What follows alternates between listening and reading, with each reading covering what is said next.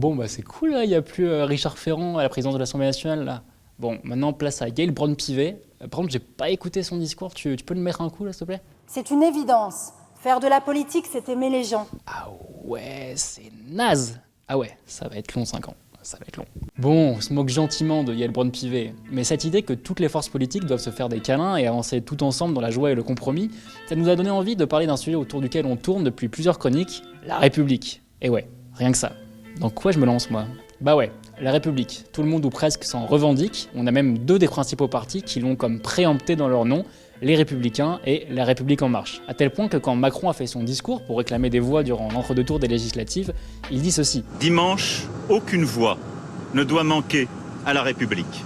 Aucune voix ne doit manquer à la République En Marche, c'est ça qu'il veut dire évidemment.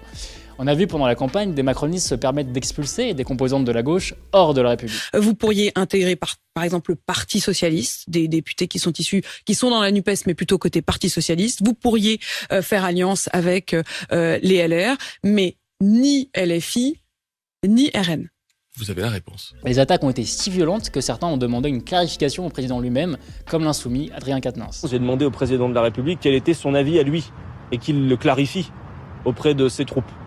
Il m'a confirmé que, s'agissant de lui, il considérait que la France insoumise était bien dans le champ républicain. Je l'ai donc invité à rappeler à l'ordre celles et ceux qui trop souvent parlent en son nom et disent l'inverse. République par-ci, République par-là, la République est brandie partout, parfois à raison, souvent à tort, comme quand Jean-Michel Blanquer, par exemple, s'était reconverti en 2020 en expert relooking à propos des crop tops. Chacun peut comprendre qu'on vient à l'école habillé d'une façon, disons, je dirais républicaine, c'est-à-dire qui permette une plus grande égalité entre tous. Voilà, bon là c'est du grand n'importe quoi, plus personne ne prend la peine d'expliquer ce que c'est, alors allons-y. Et puisqu'il faut bien commencer quelque part, allons voir ce que dit Wikipédia, tiens. Sur l'encyclopédie en ligne, on lit « La République est un mode d'organisation d'un pays dans lequel le pouvoir est exercé par des représentants de la population, généralement élus, et où le chef d'État n'est pas héréditaire et n'est pas le seul à détenir le pouvoir.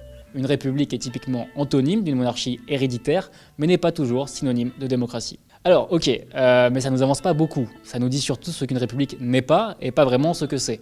Ou alors seulement dans sa dimension fonctionnelle. On pourrait aussi dire qu'étymologiquement, république c'est res publica, la chose commune, la communauté de biens. Mais nous, ce qui nous intéresse, ce n'est pas de définir la République comme régime en général, mais la République avec un R majuscule, c'est-à-dire la conception française du dit régime.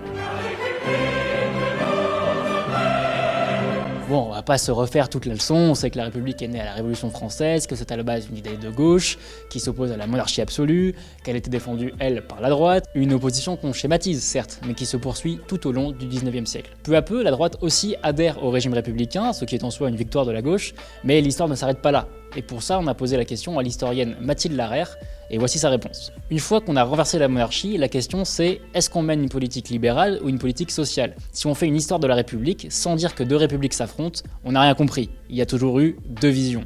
Il faut donc ajouter un mot pour qualifier la République, bourgeoise ou sociale. À l'origine, il y a même dans l'histoire de l'art 2 façons différentes de représenter la République, même si aujourd'hui les 2 se mélangent. Et on peut illustrer cette différence avec 2 principaux monuments parisiens qui représentent la République ou Marianne, son allégorie. Ouais, attention, là c'est le moment Stéphane Bern, Stéphane Bern de gauche, rassurez-vous. Place de la Nation, le triomphe de la République représente Marianne debout, seins nus et bonnet phrygien sur la tête. C'est la République révolutionnaire, en mouvement, telle qu'on la voit aussi sur le tableau de Delacroix, la liberté guidant le peuple. Place du Palais Bourbon, au contraire, devant l'Assemblée nationale, on retrouve la loi, une statue qui figure la Constitution et donc la République. Elle est assise, poitrine couverte, cheveux attachés et tient un sceptre.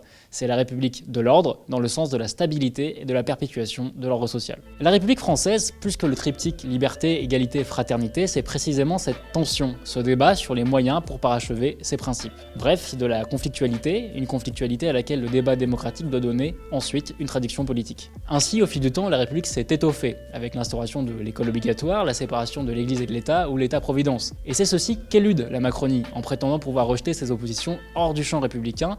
Elle réduit la République à un seul sens, celui qui l'arrange. Ainsi, quand Christophe Castaner dit ceci... Il y a des circonscriptions où les candidats sont des candidats anti-républicains.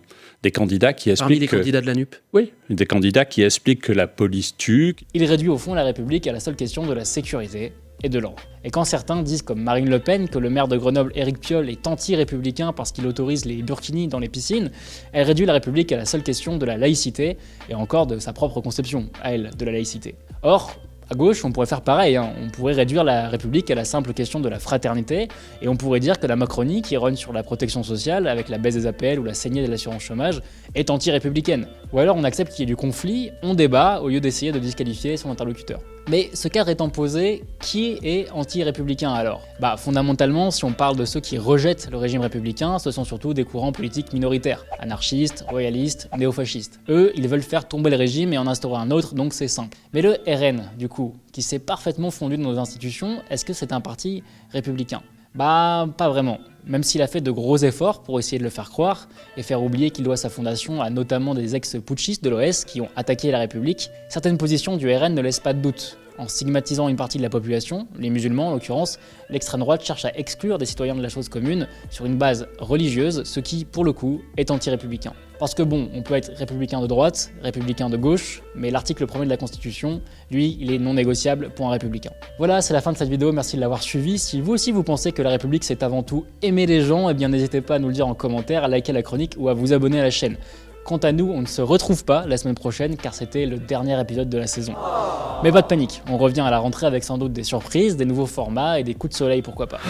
En attendant, merci infiniment à toutes celles et ceux qui nous ont suivis, que ce soit fidèlement ou occasionnellement. Ça nous fait très plaisir, cette chronique continue grâce à vous. Merci pour vos retours positifs comme négatifs, ça nous aide beaucoup. Et puis merci même aux trolls qui viennent pourrir la section commentaires, vous nous avez fait bien rigoler. À toutes, à tous, passez un excellent été. Allez, salut.